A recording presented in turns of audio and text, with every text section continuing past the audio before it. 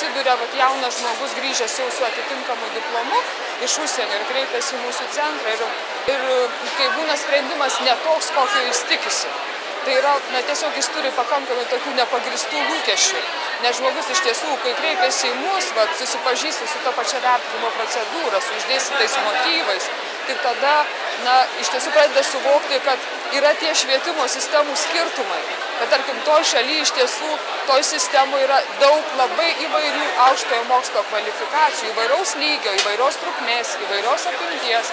Ir tiesiog pagal mūsų sistemą, kai mes ieškom atitikmens mūsų sistemoje, tos kvalifikacijos mes negalime inkorporuoti į savo sistemą, nes nėra atitikmens. Kokių šalių dažniausiai kvalifikacijomis mes dirbam.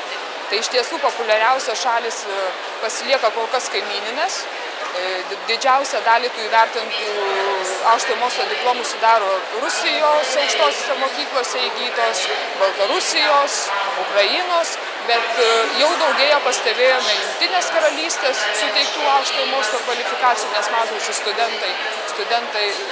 studentų tarpe tai yra populiarios studijos. Yra ir Skandinavijos šalių, nors ne itin didelių lygių mes pastebėjome, bent jau tarpe tų, kurie į mus kreipiasi dėl diplomų įvertinimo.